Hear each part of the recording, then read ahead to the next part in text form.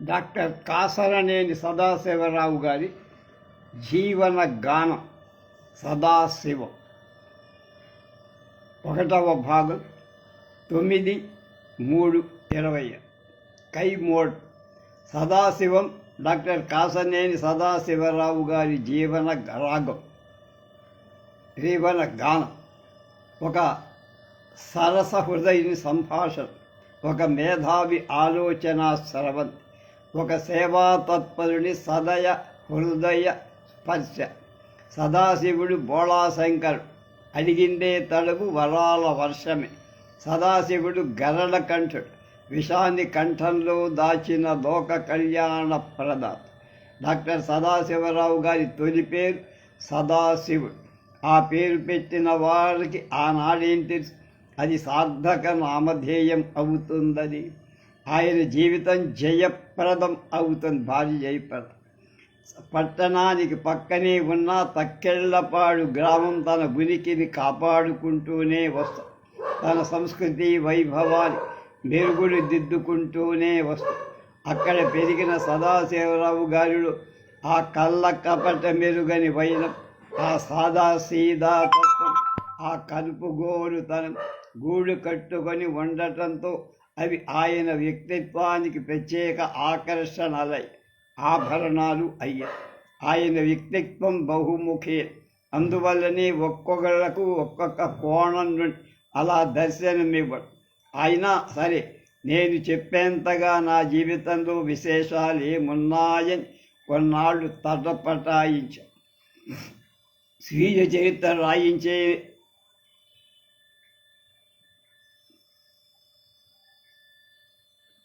వ్రాయించేందుకు ఎందరు ఎంతగా చెప్పవలసిందో ఈ స్వీయ చరిత్ర అలా అక్షర రూపం దాల్చడానికి కారకులైన వారందరికీ ధన్యవాదాలు. నన్నయ్యకు నారాయణ భట్టులాగా డాక్టర్ సదాశివరావు గారికి డాక్టర్ జక్కంపూడి సీతారామరావు గారు ఎంతో ఓపికతో వ్రాత ప్రతిని సిద్ధం చేసి ఇవ్వటమే కాక సవరణలు సరిచూసి డాక్టర్ సీతారామరావు గారికి కృతజ్ఞులం. విషయాన్ని క్రమబద్ధీకరించి తగిన శీర్షికలు రూపొందించే పనిలో ప్రెస్ వారికి కొంత విసుగు కలిపి అయినా అదంతా చిరునవ్వుతో భరించాను. కోటేశ్వరరావు గారికి డానోస్కోపస్ యజమానికి హృదయపూర్వక ధన్యవాదాలు. సాహితీ సదస్సు గుంటూరు వాళ్ళు దీన్ని ప్రచురించారు.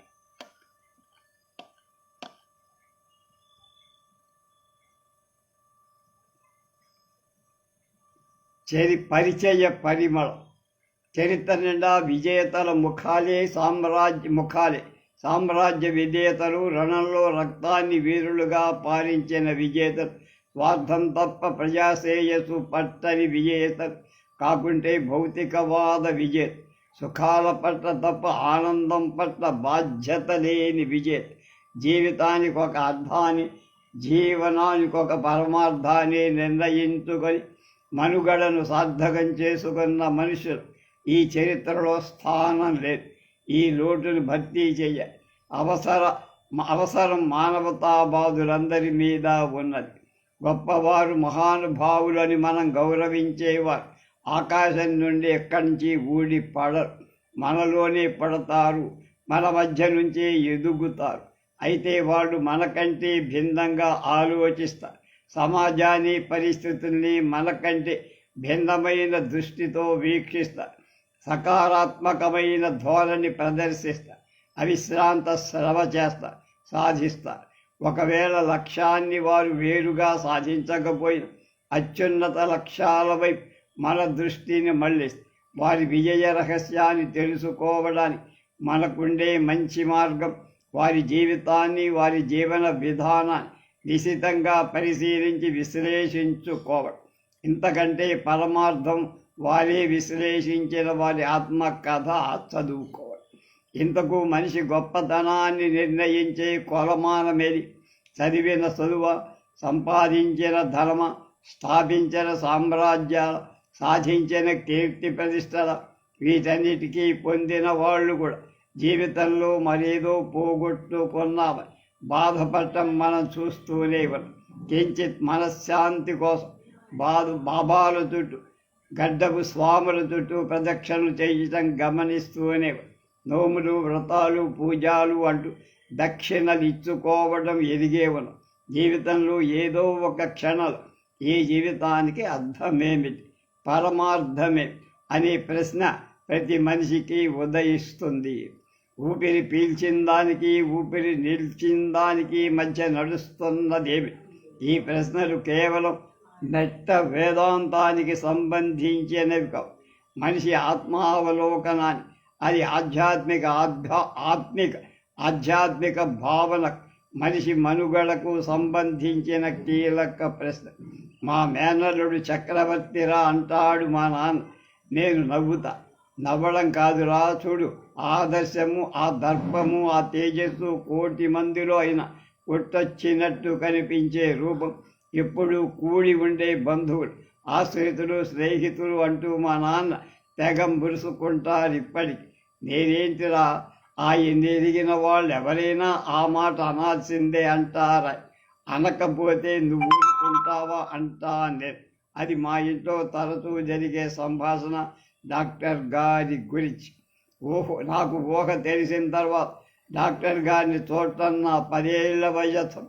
వంటి నిండా దద్దుర్లు దొరలతో బాధపడుతూ ఉంటే ముందు మా నాన్న వేరే డాక్టర్ దగ్గర చూపించి, ఆయన మింగడానికో 10 బిళ్ళలు, వంటికి రాసుకోవడానికే తెల్ల మందు సీసా రాసి వెరసి ఆ చవక రోజుల్లోనే 50 రూపాయల బిల్లు.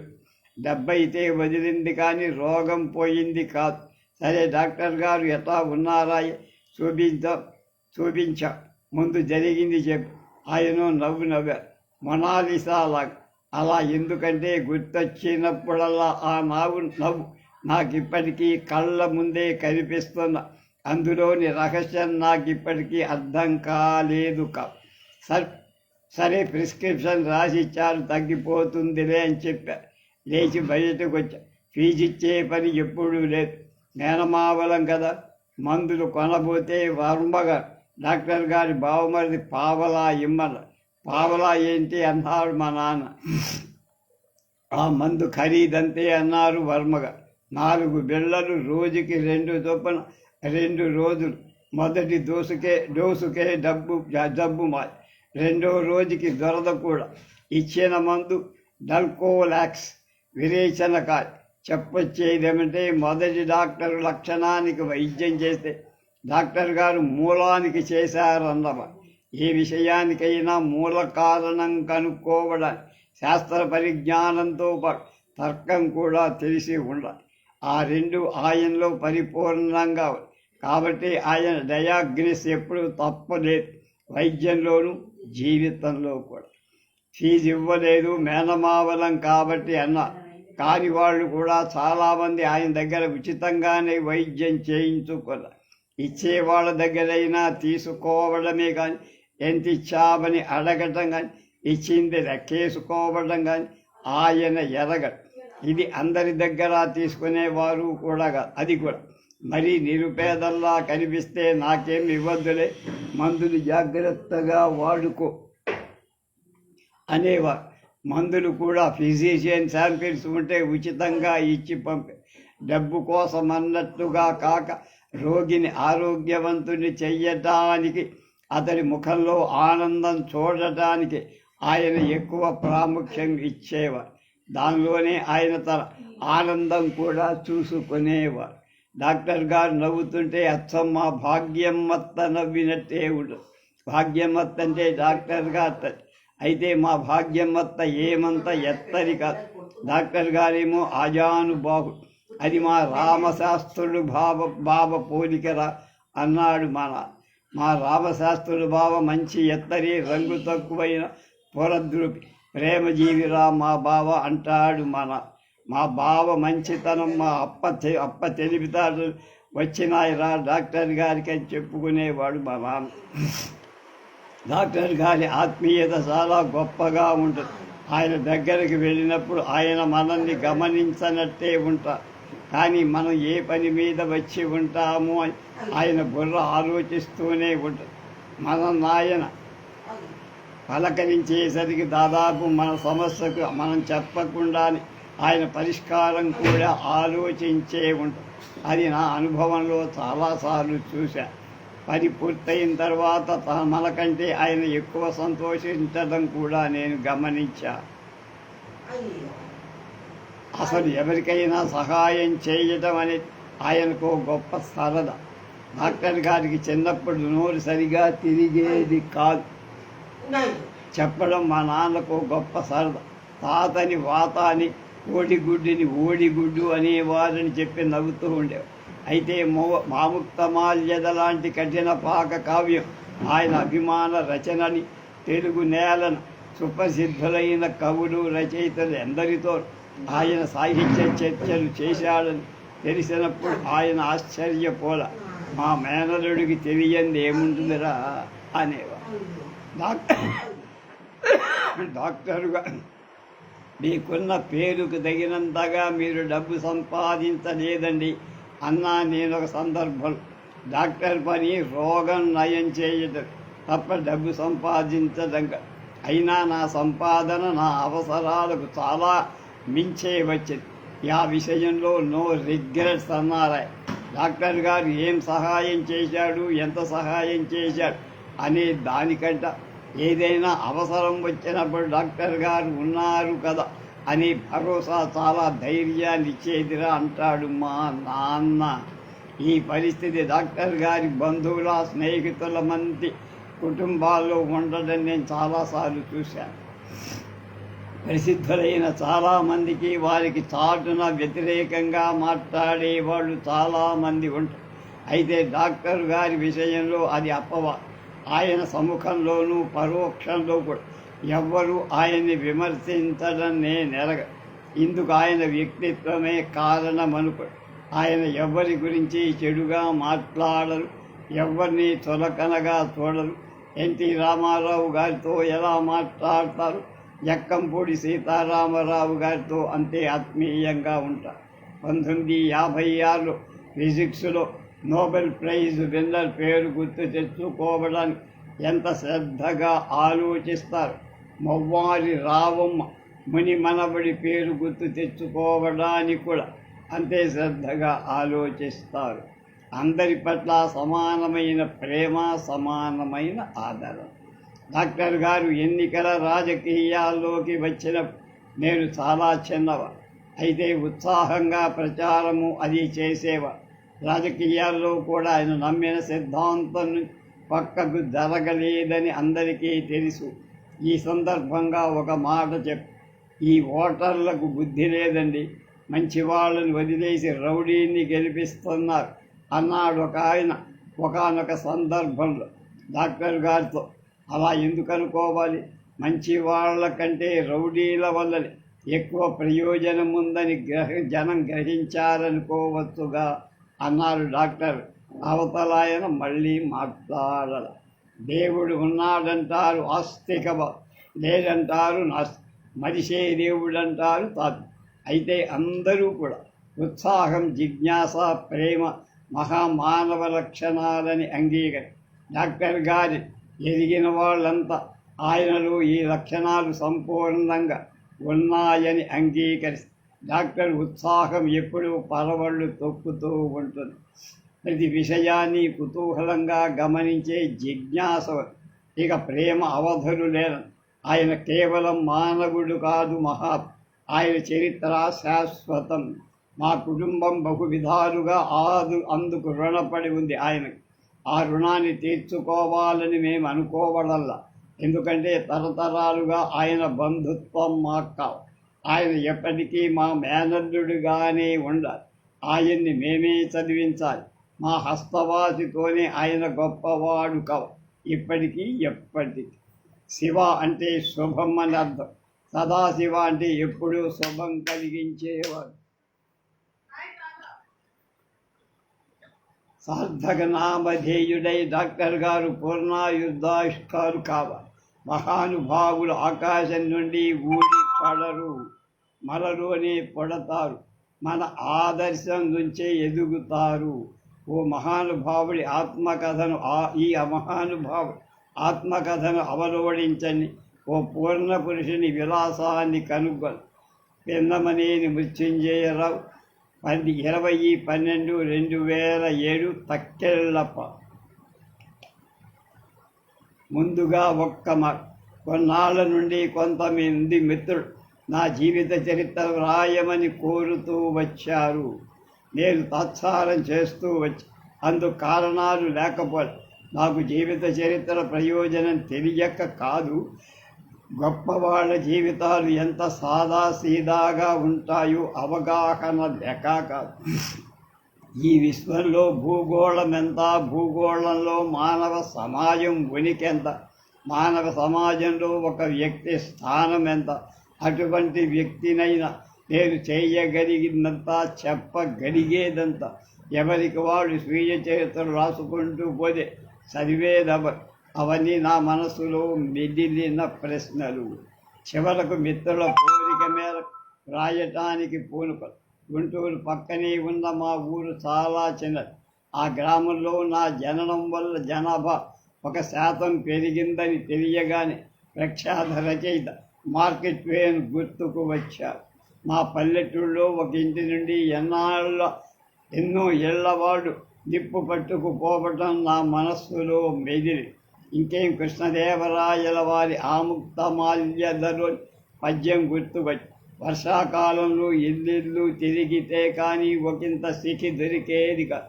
సిఖి అంటే శిఖ ఉన్నది కనుక నిప్పు, దొరికిన నిప్పు అయినా బుగ్గలు ఉబ్బించి ఊదితే తప్ప రాజుకున్నదైనా రవులుకో. వర్షాకాలం కదా, ఒకటి పొగ, చివరికి ఉడికిన అందమైన తొలి పంక్తికే సరిపోయి మళ్ళా వంటకై స్త్రీల ప్రయత్నం చెయ్యాలి. మాది రాయల కాలం నాటి సంస్కృతి పట్టి ఉంచిన పల్లె పట్టు అనిపించింది. తల్లి ఫారంలోనే మనుచరిత్రలోని అంకము చేరి చెయ్యిల తలయాస్తన దుగ్ధములాను అనే పద్యాన్ని ప్రార్థనా గీతంగా నేను చదివితే మా సుబ్రహ్మణ్యం మాస్టారి మెచ్చుకోలు నేను మర్చిపోయింది లేదు. మా గురువులు గొప్పవారు, అందులో సందేహం లేదు.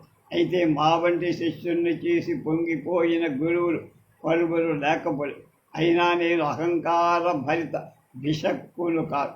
సరసరా నరాన వినయాన్నే మిగుల్చుకున్న వాణి.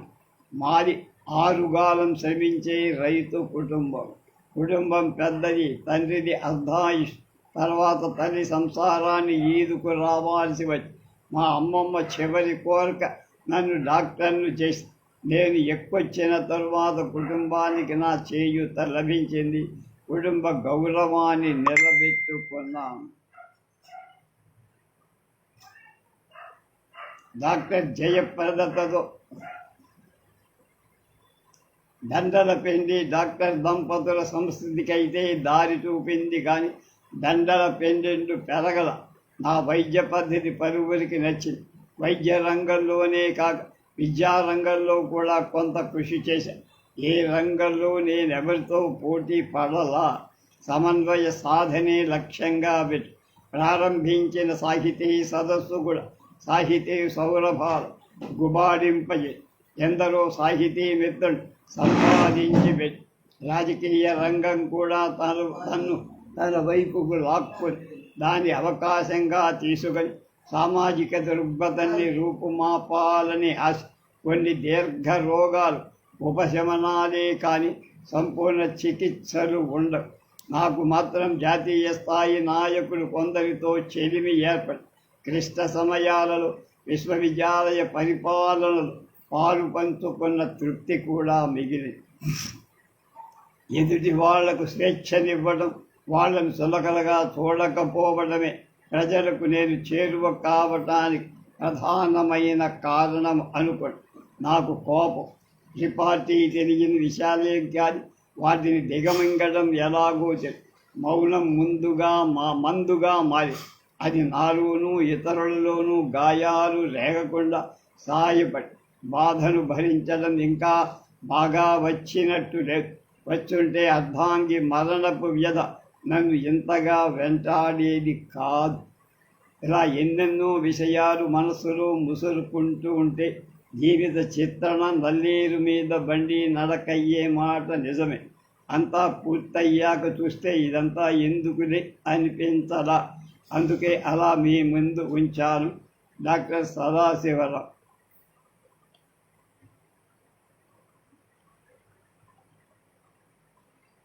ఆయన నడి వయస్సులో ఉన్నప్పుడు ఎలా ఉన్నారు?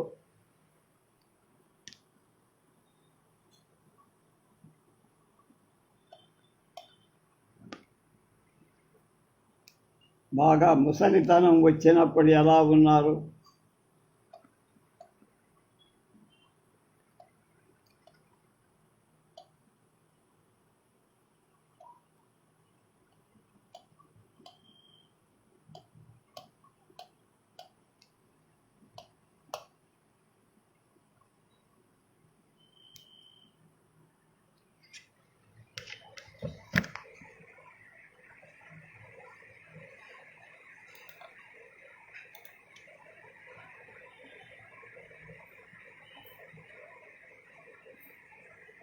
మేము మా గ్రామం. నా జననం 1% పెరిగిన జనాభా.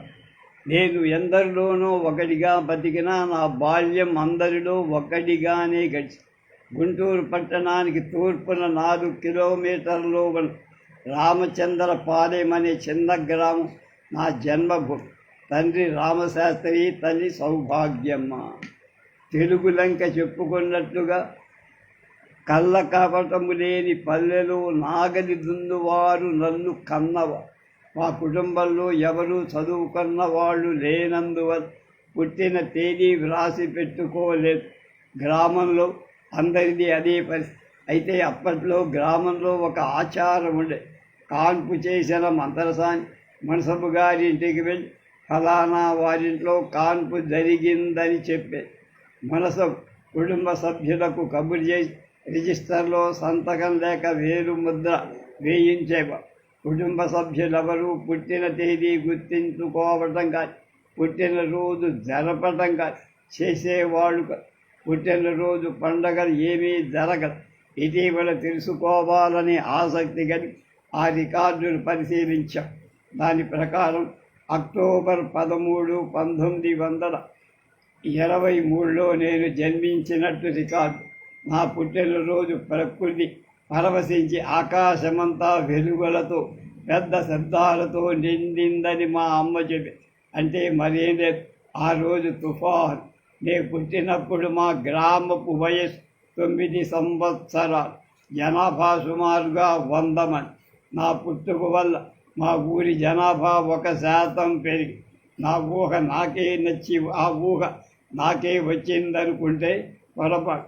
అమెరికన్ రచయిత మార్క్ ట్వైన్ పరిస్థితి కూడా అదే అని తన జీవిత చరిత్రలో ఆయన రాసుకున్నారు. నాకు ఊహ తెలిసేటప్పటికీ నేను మా తాత అమ్మమ్మల వద్ద పక్కనే ఉన్న తక్కెళ్ళపాడులో ఉన్న ఆ ఇంట్లో మా తాత, అమ్మమ్మ, మా మేనమామ భార్య అంటే మా పెద్ద తల్లి కుమార్తె అందరూ నన్ను గారాభంగా చూసేవారు. ఆటపాటు పల్లెటూరులో పుట్టి పెరిగేవారు. బాల్యంలో చెప్పుకోదగిన వేషాలు ఏముంటాయి? తోటి పిల్లలతో కలిసి బజార్లలో ఆడుకోవటం తప్ప ఆడుకోవటానికి ఆట స్థలాలు ఏమీ ఉండవు. ఆటపాటలు నేర్పేవాళ్ళు ఉండరు. పట్టణాలలో విద్యావంతుల కుటుంబంలో పుట్టిన పిల్లవారు బాల్యంలో ఎన్నో విషయాలు తెలుసుకోవచ్చన్న విషయం ఆచంట జానకీరామ్ గారి బాల్య స్మృతుల వల్ల తెలుసుకోగలిగా. పుట్టిన గ్రామం, పెరిగిన గ్రామం పూర్తిగా వ్యవసాయం మీద ఆధారపడిన ఎక్కువ మంది సామాన్య రైతు కుటుంబాలు. ఆడవారు, మగవారు అంతా పొలం వెళ్ళి పని చేయాల్సింది. తాగే నీటికి ఊరి చెరువే ఆధారం. నా బాల్యం అంతా తక్కెళ్ళపాడులో మా తాత అమ్మమ్మల ఇంట గడిచి నాకు ఊహ తెలిసిన తర్వాత మా తల్లిదండ్రుల దగ్గర కొద్ది నెలలు మాత్రం ఉన్న. ఏ గ్రామంలోనైనా జీవన విధానంలో పెద్దగా మార్పులేని తేడాలుండవు. పురుషులు పొలం పని చేయడం, పొలంలో పండే పంటతో తృప్తిపడి జీవించేవారు. పిల్లలు కూడా చిన్న వయసు నుండి ఒకరు చెప్పే పని లేకుండా ఆడపిల్లలు ఇంటిలో, తల్లికి మగపిల్లలు పొలంలో తండ్రికి సహాయం చేసేవాడు. చెప్పుకోదగినవని ఆటలు పాటలు ఏం ఉండేవి కావు. సామాన్యంగా ఆడుకునే ఆటలు గోళీలు, బెల్లంగోడు, చెడుగు. నేను ఆటల్లో పాల్గొన్నా ఏ ఆటలో ప్రావీణ్యం పొందలా. ఆట స్థలం ఊళ్ళో బజార్లే. పెద్దవారు కూడా ఆడుకునేందుకు అంతగా స్వేచ్ఛ ఇచ్చేవాళ్ళు కాదు. గోళీల ఆటలో మాత్రం ఒకరిద్దరితో పార్ట్నర్షిప్ చేసేవారు. ఇవి కాక గ్రామంలో గ్రామస్తుల వీధి నాటకాలు, బుర్ర కథలు, హరికథలు, పురాణ కాలక్షేమం, శుద్ధులు, పిచ్చుకుంట్ల వారి పన్నాటి కథ. మామూలుగా సంక్రాంతి పండుగ తర్వాత 15 రోజులు, నెల రోజుల్లో గ్రామం రచ్చబండ దగ్గర సాయంత్రం 5 నుంచి 7, 8 వరకు వరుసగా ప్రతిరోజు పల్నాటి కథలు చెప్పేవారు. పెద్ద వయస్సు వారు ఎంతో ఆసక్తిగా వినేవారు. యువకులు కూడా వీలైనంత వరకు వింటేవారు. వారు అటువైపుగా వెళ్తూ బాలుడు వచ్చా వినేవారు. యువకులు కూడా వీలైనంత వరకు ఆ సమయంలో మామూలుగా చెరువును కాబడితో నీళ్లు తెచ్చేవాడు. అటువైపుగా వెళ్తూ బాలుడు వచ్చాడా అని కుతూహలంగా అడిగేవాడు. అంటే బాలచంద్రుడు పల్నాటి యుద్ధంలో బాలచంద్రుడు యుద్ధానికి వచ్చే ఘట్టం, యుద్ధం చేసే తీరు కథలు మనోహరంగా వర్ణించేవాడు. బాలుడు రంగప్రవేశం చేశాడనగాని నీళ్లు తెచ్చే వాళ్ళను కావిళ్ళు అక్కడే పారేసి కూర్చునేవాడు. ఆ ఆచారం 1950 తర్వాత ఊళ్ళలో పూర్తిగా కనపడకుండా మాయమై. ఇది కాక గొల్ల భాగవతులనేవారు నాటకాలు ప్రదర్శించేవారు. వీధి వీధిలో వారు చదువుకోనందున ఉచ్చారణలో లోపాలున్న గ్రామ ప్రజలను బాగా మెప్పించగలిగేవారు. ఇవి కూడా అదృశ్యం. నేను దాని గురించి తర్వాత కాలంలో విచారించగా వారు ఆ వృత్తి మానేసి మిగతా యాదవుల పశుపోషణకే పరిమితమయ్యారని తెలుసుకో. అంతవరకు మిగతా గొల్లలు వీరిని చాలా తక్కువగా చూడటం జరిగేది. ఇటీవల కాలంలో ప్రపంచవ్యాప్తంగా సినిమా యాక్టర్లు సమాజంలో చాలా గౌరవ స్థానంలో ఉండటం చూశాం. మన సంప్రదాయం ప్రకారం నటబిట గాయకాదు, పంక్తి బాహ్యులు అంటే వెలివేసేవాడు. గొల్ల భాగవతాల వంటివి కూడా అంతే. వీరు తర్వాత కాలంలో యాదవ కుల నాయకులను ఒప్పించి మిగతా యాదవులతో కలిసిపోయారు. ఇవి కాక తోలుబొమ్మలాటలు చాలా కాలంగా ఆంధ్రదేశమంతటా ప్రసిద్ధి చెందాయి. మామూలుగా కుటుంబ సభ్యులు ఈ తోలుబొమ్మలాడేవారు. ఎక్కువగా రంగనాథ రామాయణ నుండి సంభాషణలు వచ్చాయి. వీళ్ళ గొంతులు చాలా మార్ధవంగా ఉండి తోలుబొమ్మల ఆటల మధ్య వినోదానికి కేటిగాడు, బంగారక్క బొమ్మలు ఆడించేవి. ఉత్సాహం ఉండి చూడటానికి వెళ్ళిన నిద్ర ఆగేది కాదు. నిద్ర వచ్చినప్పుడు పక్కవాడితో మళ్ళీ కేతిగాడు వచ్చినప్పుడు లేపని చెప్పేవాడు. ఆ ప్రదర్శన కూడా నిద్ర వల్ల నేను పూర్తిగా చూడగలిగేవాడిని కాదు. వీధి నాటకాలు సమాజాలుగా ఏర్పడి ఆడేవాడు. అందులో ఒక ట్రూప్ నాయకురాలు చింతబూపు మాణిక్యం. ఆమె స్టేజి మీద బీడీ కారుస్తూ ఖాళీ చివరను లోపలికి బయటికి తీసి చూపించేది. చూస్తుంటే అది ఎంత కష్టమో అనుకునేవాడు. విశాఖ వెళ్ళిన తర్వాత ఆడవాడు మగవాడు, ముఖ్యంగా ఆడవాడు చుట్టను ఖాళీ చివరి నోట్లో పెట్టుకొని కాల్చడం చూశారు. దీన్ని అడ్డపోగ అంటారు. కరెక్ట్.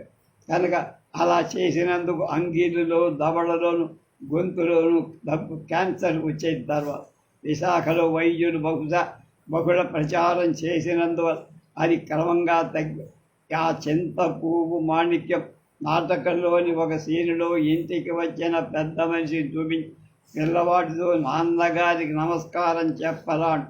నీ అమ్మకు రోజుకొక్కడిని నాన్న అని చెప్తావు అంటాడు. దానికి జనం విరగబడి నవ్వేవాడు. మాట అర్థం చేసుకోలేని వయస్సునాడు, అయినా ఇప్పటికీ గుర్తుంది. పెద్దవాడు కనుక ఆ మాట అన్నాడు అన్నమాట. బుర్ర కథలో మామూలుగా 3 పాత్రధారులు. కథ చెప్పేవాడు ఆహార్యం వేషం ధరి అన్ని రసాలు ప్రదర్శించేవాడు. ఈ ప్రక్రియ ఆంధ్రదేశంలో చాలా ఆదరణ పొంది ఇప్పటికి కూడా అక్కడక్కడ చూస్తూనే ఉంటాం. అందులో ప్రసిద్ధుడు నాజర్. కేవలం ఆర్టిస్టే కాక భావుకుడు. కవి కూడా. అతని ఇటీవల కాలంలోనే మరణించారు.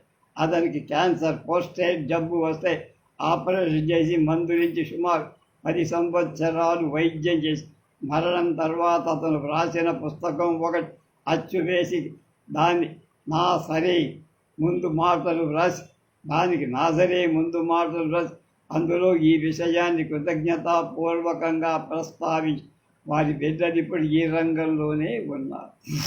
హరికథలు, పురాణ కాలక్షేపాలు ఒకే వ్యక్తి హరికథలు చెప్తూ హావభావాలు ప్రదర్శిస్తూ పాడుతూ ఆడుతూ నాట్యం చేస్తూ ఇచ్చే ప్రదర్శన ఇది ఇప్పటికీ చరిత్ర ప్రసిద్ధిగానే ఉంది. ఇటీవల కాలంలో స్త్రీలు హరికథలు చెప్తున్నారు. వీరిని భాగవతారులు. పురాణ కాలక్షేపం పండితులు ఒక్కరే. భారత భాగవతం, రామాయణాల్లో ఏదో ఒక ఘట్టం తీసుకొని టీకా తాత్పర్యాలతో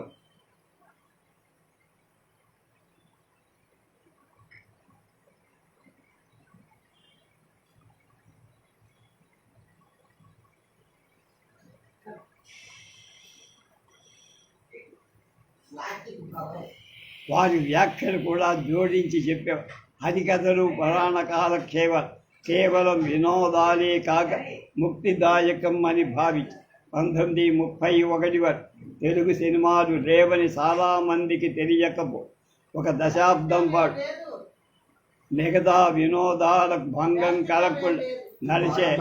ఆ తర్వాత కాలక్రమేణా సినిమా ప్రభావం ప్రజలపై ఎక్కువైనందు మిగతా వినోద కార్యక్రమాలు తగ్గాయి. చాలా సినిమాలకు టాకీస్ అని ఉంటుంది, అంటే మాట్లాడేది అనదు. సినిమాలకు ముందు మూవీస్ ఉండేవి, అంటే మాట మాత్రం లేకుండా పాత్రల కదలికలు మాత్రమే. వాటి కోసం హాళ్ళు అప్పటికే కట్టారు. మాటల సినిమాలు వచ్చాక టాకీస్ అని పేరు పెట్టారు. పల్లెటూరు నుండి సినిమాకు రావడం బహు అరుదు. స్త్రీలకు మాత్రం చూడటానికి అతి తక్కువ అవకాశం. 1933 అనుకుంటా నేను మొదటి సినిమా చూశాను. మా బజారులో ఉన్న స్త్రీలు ఒక గుర్రపు బండిపై వచ్చి సినిమా చూసి వెళ్ళటానికి నిర్ణయించుగా నేను కూడా వాళ్లతో పాటే రావాలంటే మా తాత జట్కాకు ఒక బేడ కట్టు పెడతావా, నడిచి వెళ్ళలేవా అన్నాడు. నేను గుర్రపు బండి కంటే ముందే వచ్చాను. సినిమా టికెట్లు బేడ. సీతారామ కళ్యాణం అని సినిమా అయ్యేటప్పటికీ రాత్రి 10 దాటి. ఆ సమయంలో ఆడవాళ్లతో రాత్రి ప్రయాణం చేయడం క్షేమం కాదని బండి వాడను. అందువల్ల దగ్గరలో ఉన్న మద్ది వెంకట సుబ్బయ్య గారిని, ప్రస్తుతం అలహాబాద్ బ్యాంక్ వెళ్ళి తక్కెళ్లపాడు నుండి సినిమాకు వచ్చాం. ఈ రాత్రికి మేకు ఇక్కడ ఉంటామని చెప్పిన ఇంటివారు 4-5 చాపలి చెంబుతో మంచినీళ్ళిచ్చి పడుకోమని చెప్పి పొద్దున్నే లేచి ఇంటికి వచ్చాం. అప్పట్లో సినిమా నేల టికెట్ బేడ. అదే పాత సినిమా అయితే అణ. బేడ అంటే రూపాయలు 8వ వంతు, అణ అంటే 16వ వంతు. మా అమ్మ జీవితంలో చూసింది ఒక్క సినిమా మాత్రం. గుంటూరులో స్టేట్ బ్యాంక్ దగ్గర తులాభార భవనం అనే పేరుతో ఒక బిల్డింగ్. నా చిన్నతనంలో 1930-35 మధ్య గుంటూరులో మద్ది వెంకట సుబ్బయ్య అనే వ్యాపారి ఉండేవారు. వారి ఇల్లు జిన్నా టవర్ దగ్గర. అలహాబాద్ బ్యాంకు ప్రస్తుతం ఉన్న బిల్డింగ్ వారి వసతి గృహం. దాని ప్రక్కన చుండూరి వారి ప్యాలెస్ అనే పేరుతో బచ్చు శ్రీరాములు గారి మేడ. ఈ 2 కట్టడాలు అప్పటి గుంటూరులో ఉన్న అధునాతన కట్టడాలు.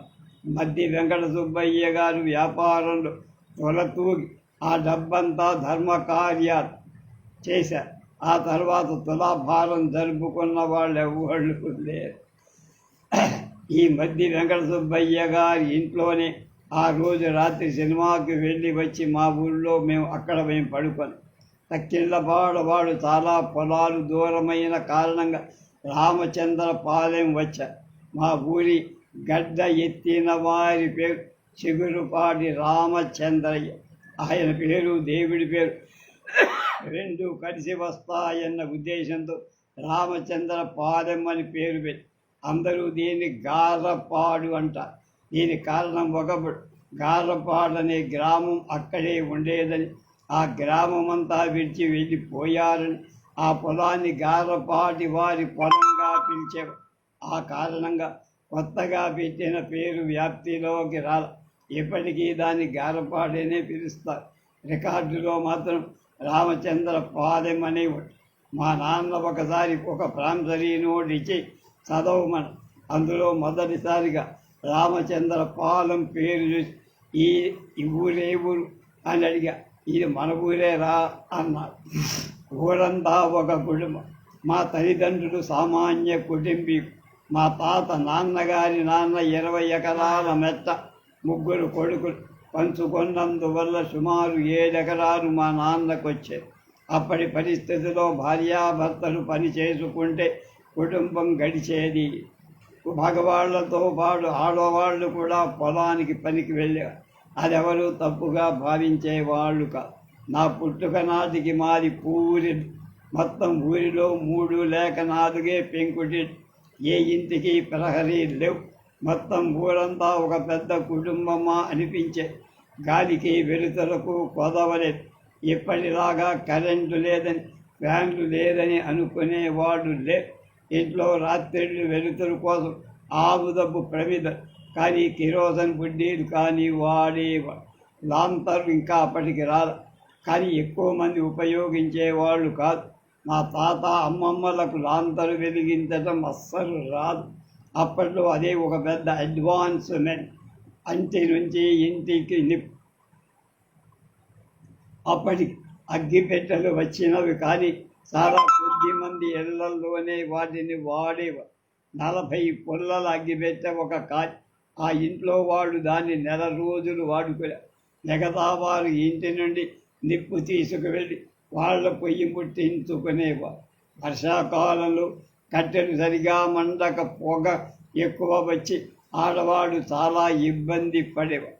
ఈ అగ్గిపెట్టెలకు ముందు చెప్పుముకి రాయితో నిప్పు పుట్టించేవారు.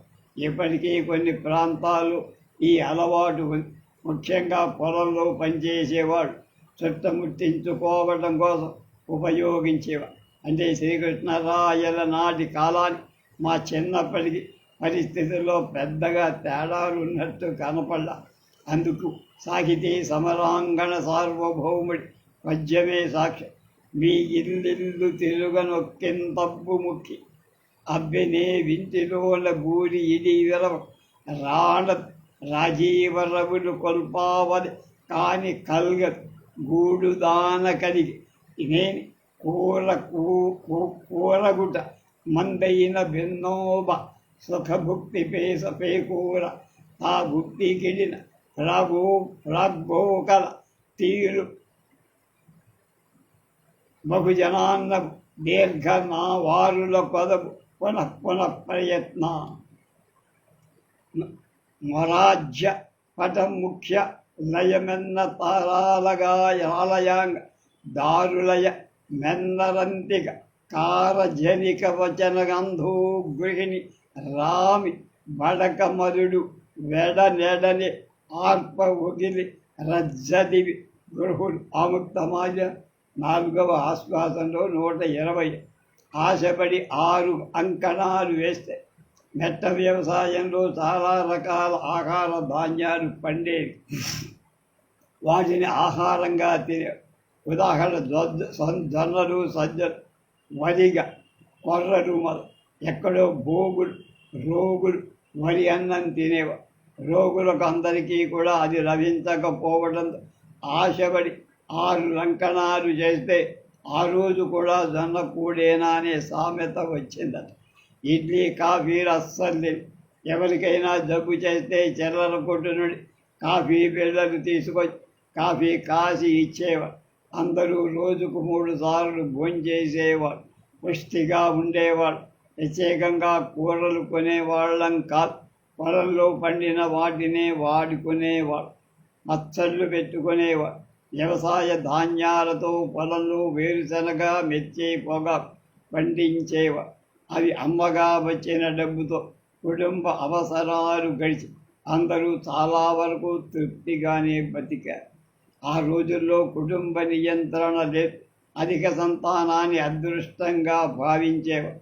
ఒకరోజు మా గ్రామంలో పొన్నమ్మ గారు, ఆమెకు ఒక్కడే కొడుకు, మా అమ్మమ్మతో ఇలా అంది. ఎంతో ఆనందపడి నేను గాలపాడి వెళ్ళొచ్చాను. ఇంటి నిండా పిల్లలు, ప్రతి ఇంటా పిల్లలు ఎందరున్నారు పెట్టింది పంచుకు తినేవారు. అందరి పిల్లల్ని పెంచడం ఎలా అనే భావన ఉండేది కాదు. మా కుటుంబంలో కానీ మా తల్లిగారి కుటుంబాలు ప్రాథమికవి. ఎక్కడ అక్షరాస్యులెవరు లేరు. ఒక్క మా మేనమామ తప్ప. మా తాతకు మగపిల్లాడు ఒక్కడే కనుక చిన్నప్పుడు బడికి పంపించి చదువు చెప్పించారు. అప్పట్లో ప్రభుత్వ స్కూళ్ళు లేవు. చదువుకున్న వాళ్ళలో ముఖ్యంగా బ్రాహ్మణులు లొక్కశుద్ధి ఉన్నవాడు ఉపాధ్యాయులుగా ఉండేవారు. వాళ్ళకి డిగ్రీలు సర్టిఫికెట్లు లేకపోయినా తెలుగు సంస్కృత భాషల్లో మంచి పరిజ్ఞానం ఉండేది. చిత్తశుద్ధితో చదువు చెప్పేవారు. అటువంటి స్కూల్లోనే మా మేనమామ చదివారు. మా తాత ఆశించినట్టు ఆయన వ్యవసాయం చేయకుండా కొంతమంది సహచరులతో కలిసి చిన్న వ్యాపారం చేశారు. అది మా తాతకి ఇష్టంగా ఉండేది కాదు. పలక బలపమే పెట్టుబడి. నాకు 5 ఏళ్ళు వచ్చేసరికి తక్కెళ్ళపాటు జిల్లా బోర్డు స్కూల్ నన్ను ఆ స్కూలుకు పంపారు. పలక బలపం ఇచ్చి అదే పెట్టుబడి. అప్పుడు నాకు కానీ మా తల్లిదండ్రులకు కానీ మా తాత అమ్మమ్మలకు కానీ నేను డాక్టర్ అవుతానన్న ఊహేది. వాళ్ళు ఆశించిందంతా నీడ పట్టున బతికే అవకాశం వస్తుందని.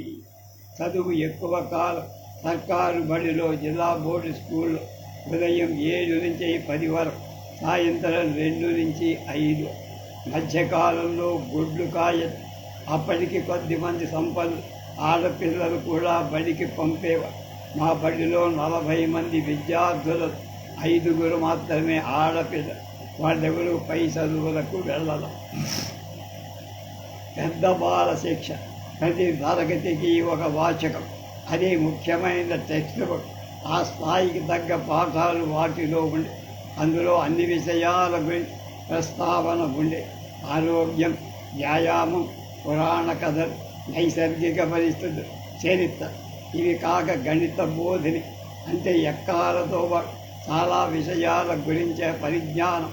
అంటే వారాలు, నెలలు, సంవత్సరాలు, నక్షత్రాలు, శుక్ల కృష్ణాపక్షం, మెదు మొదలైన తూకాలకు, దూరాలకు, పరిమాణాలకు సంబంధించిన వివరాలు మా ముందు తరం వారు పెద్ద బాల శిక్ష చదివారు. అందులో ఇంకా ఎక్కువ విషయాలు, కొన్ని క్లిష్టమైన లెక్కలు ఉండేవి. ఇటీవల కాలంలో ఆ పుస్తకం ఒకటి జరిగి పై అట్ట చెరిగిపోయి అందువల్ల ఈ సంవత్సరంలో అచ్చయింది. ఈ పెద్దవాళ్ళ శిక్షని ఆ తర్వాత దాన్ని బాగా డెవలప్ చేసి గాజుల సత్యనారాయణ గారు చాలా పుస్తకాలు, వేల కొద్ది పుస్తకాలు వచ్చేసి దేశమంతా అమ్మారు. ఉచితంగా కూడా ఇచ్చారు. భారతదేశాన్ని గురించి ఉదహరిస్తూ జనాభా 17 కోట్లను, అంటే అప్పటి భారతదేశం, పాకిస్తాన్, బంగ్లాదేశ్, శ్రీలంక, బర్మా కలిపి ఉన్న అప్పటి జనాభాతో పోలిస్తే ఆనాటి జనాభా ఎంత తక్కువ ఆలోచించారు. అప్పుడే కరువు కాటకాలతో చాలా ఎక్కువ మంది అప్పుడు జనాభాల సంఖ్యలో మరణాల సంఖ్య కూడా ఎక్కువగా. కలరా, మసూచి, శిశు మరణాలు, ప్రసూతి మరణాలు ఎక్కువ. అందువల్ల జనాభా పెరుగుదల ఎక్కువ ఉండేది. వ్యవసాయ భూముల ధరలు నామమ ఎక్కువ. పొలం కొనాలని రైతులు ఆరాటపడేవాళ్ళు కాదు. దీని కారణం తహసీల్ అంటే శిస్తు ఎకరానికి 2-3 రూపాయలు. అది చెల్లించలేక ఇబ్బంది పడి ప్రస్తుతం భూములపై ఉన్న ఒత్తిడి ఎంత ఎక్కువ మనందరికీ తెలుసు. మా తాత సొంత తమ్ముడు 12 ఎకరాలు 40 రూపాయలకు అమ్మారు. దాన్ని ఒకరు కొనలేక 3 కొన్నారని మా తాతకి. మందగిరిని చూసావా? లెక్కలకు వేరే పుస్తకం ఉండేదిగా, పంతుల దగ్గర ఉండేదేమో మాకు తెలియదు. లెక్కలన్నిటికీ నోటిలోనే చెప్పడం, బ్లాక్ బోర్డు మీద వ్రాయడం. నోటు పుస్తకం కూడా లేదు. 3-4 తరగతిలో వచ్చేటప్పటికి నోట్బుక్ కలం మాత్రం ఉండే. అప్పటి ఫౌంటైన్ పెన్ను లేవు, పుల్ల కలాలు మాత్రం ఉండే. సిరాబుడ్డిలో ముంచి వ్రాసేవాడు. ఆ సిరాబుడ్డి కూడా అన్ని కొన్నవి కావు, సొంతంగా తయారు చేసుకునేవాడు. కరక్కాయ సిర తయారు చేసేవాడు. పాళీలు ఒకటి ముద్దుగా వ్రాసేది, దాని గుమ్మడి విత్తు అనేవాడు. రెండవది గద్ద ముక్కుపాడి. విద్యార్థులు బలపాలు సేకరించుకున్నట్టుగా ఈ పాళీలు కూడా సేకరించుకోవటం ఒక అలవాటుగా ఉంది. దానికి ఒకళ్ళపై ఒకడు పోటీ పడేవారు. అప్పటికి పెన్సిల్ కూడా వచ్చి వ్రాత పని ఎక్కువగా పేపరు పెన్సిల్తోనే సరిపోయాయి. డ్రాయింగ్ పెన్సిల్ కానీ వయోలెట్ పెన్సిల్ 3 కానీ హై స్కూల్కి వచ్చాక కూడా 3 నెలల మొదటి పెన్సిల్తోనే వ్రాశారు. వయోలెట్ పెన్సిల్తో వ్రాస్తే చెరిగిపోదు. మా పుస్తకంలో వ్యాయామం గురించి కథ ఉండే. ఒక వైద్యుడి దగ్గరికి బళ్ళ మీద, రైళ్ల మీద ఎందరో రోగులు వచ్చేవారు. అందరూ తిని బలిసి లావెక్కిన వాళ్ళే వచ్చి వారికి ఆయన తగిన సలహా ఇచ్చేవారు. ఈ పాఠంలో దాని పేరు మందగిరి. అది చదివిన తర్వాత మా మేనమామ రంగాచారి అనే ప్రసిద్ధ వైద్యుడి దగ్గరికి వచ్చి అక్కడ విశేషాలు చెబుతున్నారు. నేను మామయ్య అక్కడ మందగిరిని చూసావా అని అడిగా. రంగాచారి గారు గవర్నమెంట్ సర్వీస్ నుండి రాజీనామా చేసి ప్రైవేట్ వైద్యం చేసేవారు. ఇప్పటికే ఆయన విగ్రహం ఏది మద్రాసు జనరల్ హాస్పిటల్ గేట్ దగ్గర ఉంది. ఈ విగ్రహాన్ని వేయించింది మద్రాసు పౌరు. ఆయనకు సొంతంగా విమానం కూడా ఉండేదని పివిజి రాజు గారి తండ్రిని అందులో వెళ్ళి చూసి వచ్చేవాడు. అలానే అందరి పొళ్ళు పలుపు అనే పాఠం ఉండే. పాఠం చదవటం తప్ప ద్రాక్ష గుర్తులు ఆ రోజుల్లో మేము ఎరగం. హస్తు పుస్తకాల్లో బొమ్మలో చూస్తారు. ఏది ఎక్కువ బరువు? ఆంధ్ర వాచకం రాసింది మహామాది వెంకటరత్నంగా, రెండవ వారు లింగన సోమయ్య. మీరు అడ్వకేట్. ప్రతి సంవత్సరం పరీక్షలు రాంది. ఉపాధ్యాయుల దృష్టిలో ఫలానా విద్యార్థి పై క్లాసుకు పంపచ్చు అనుకున్నప్పుడు ఆ తరగతి పుస్తకం తెప్పించేవారు. అదే ప్రమోషన్. సుమతి శతకం 1 ప్రతి విద్యార్థి దగ్గర ఉండే. ఆ పద్యాలు పంతులు గారు చదివించేవారు. అవి కాక 3-4 క్లాసులలో మగపిల్లలు గజేంద్ర మోక్ష, ఆడపిల్లలు రుక్మిణి కళ్యాణం చెప్పేవారు. డిక్టేషన్, చూసి వ్రాత 2 ఉండే. సాయంకాలం 5 గంటలకు తర్వాత విద్యార్థులందరూ వరుసలో నిల్చోబెట్టి లెక్కలు, నోటి లెక్కలు చెప్పించేవారు. వ్యాయామం కోసం వేసవికాలం చెరువు దగ్గరికి తీసుకెళ్ళి డ్రిల్లు చేయించేవారు. టీచర్ సెంటర్ క్లాస్ అని పిల్లలకు 3వ శనివారం వెనకా కాని రోజు. ఆ రోజు మాత్రం సెలవు ఉండేది. స్కూల్ ఇన్స్పెక్టర్ అప్పుడప్పుడు వచ్చి స్కూల్ని ఇన్స్పెక్షన్ చేసేవారు. మామూలుగా గుంటూరు నుండి ఒంటెద్దు బండిపై వచ్చేవారు. వారి భోజన వసతి ఉపాధ్యాయుల ఇంట్లోనే. ఒకసారి ఒక మిషనర్ మా గ్రామంలో స్కూల్ ఎలా జరుగుతోందో తెలుసుకోవటానికి వచ్చారు. ఒక విద్యార్థిని ఒక వీస ఇనుము, ఒక వీస కాకి ఈగలు ఏది ఎక్కువ బరువని ప్రశ్నించారు. 2 సమానమే. ఒక విద్యార్థి జవాబు చెప్పిన నేను కాదు. ఆయన చాలా సంతోషించి గుడ్ గుడ్ అన్న. 4వ తరగతి చదువైపోయాక మా తాత పంతులు గారి భాగవతం చెప్పమని ఆ పుస్తకం మా ఇంట్లో ఉంది. తన కొడుకు కోసం కొన్న పుస్తకం. మా మేనమామ చదివినట్టు లేదు. నేను 1-2 నెలలు పంతులు గారి దగ్గర చెప్పించుకొని మా టీచర్ గారు చదివింది 5వ క్లాసు దాకా. తాత్పర్యమున్న పుస్తకం కూడా కాదు. అయినా ఆయన చెప్పేది మహా ఆశ్చర్యంగా. పద్యాలు కంఠస్థం కాలేదు కానీ అర్థం చేసుకోగలిగారు. ఇది జరిగిన తర్వాత కొద్ది రోజులు గంటా వెంకటప్పయ్య గారని ఒక పంతులు గారు తక్కెళ్ళపాటిలో బడిపెట్టి ఆయన్ని మామూలు ప్రాథమిక విద్య అయిన హయ్యర్ మ్యాథమెటిక్స్ కూడా చెప్పారు. ఆయన మా మేనమామకు స్నేహితుడు. అందువల్ల నన్ను ఆ స్కూలుకు పంపి కొద్ది నెలలు మాత్రం వెళ్ళి బహుశా ఆయన మా మేనమామతో చెప్పి ఉండవు, ఈ పిల్లవాడు బాగా చదువు వస్తుందని అప్పట్లో మా మేనమామ చిన్న వ్యాపారం చేసేవారు. ఆయన రోజు గుంటూరు వెళ్ళి వచ్చేవారు. వాళ్ళిద్దరికీ స్నేహితులు ఉండేవారు. వారి పిల్లలు నన్ను గుంటూరు ఇంగ్లీష్ బడిలో వెయ్యాలని ఉద్దేశం మా మేనమామకు పేరు మారింది. అది ఏప్రిల్ 21, 1930. ఆ రోజు రాత్రి నన్ను పిలిచి, రేపు గుంటూరు వెళ్దాం, త్వరగా ఉండు, తయారై ఉండు అని మా మేనమామ గారు చెప్పి అక్కడే ఉన్న మా తాతయ్య ఎందుకురా అన్న. దీన్ని ఇంగ్లీష్ మీడియంలో చెప్పించటానికి మా మావయ్య, నీకు తెలుగు చెప్పిస్తే ఇంతదాకా బాగా ఉన్నావు, వాడికి ఇంగ్లీష్ చదువా అన్నాడు సార్. మా మేనమామ లేదులే, ఇప్పుడంతా ఇంగ్లీష్లో చదువుకుంటున్నారు. మర్నాడు ఏప్రిల్ 22, 1935 కొత్తపేటలో ఉన్న స్కూల్లో ఒక పంతులు గారి గుండి మెల్ల శంకరనారాయణ దగ్గరకు తీసుకువచ్చి, అది రెగ్యులర్ స్కూల్ కాదు, గుంటూరులో హిందూ కాలేజీ స్కూల్ బ్రాంచ్ అరండల్పేటలో. ఆయన ఆ స్కూల్లో పని చూసుకొని మధ్యాహ్నం 11 గంటలు ఇక్కడికి వచ్చేవారు. 11 నుంచి 1:30 వరకు ఇక్కడ ఉండేవారు. మొత్తం విద్యార్థులం 10 మంది కూడా ఉండేవాళ్ళం. అక్కడికి రాగానే మొట్టమొదటి చర్య నా పేరు రూపాంతరం చంద్ర. ఇక్కడ విద్యార్థులంతా కట్టుబడి సదాశివరావుగా మార్చి, అంతకుముందు నా పేరు సదాశివుడు. రేపు ఆయన హై స్కూల్ విద్య ఎలా జరిగిందో తెలుసు.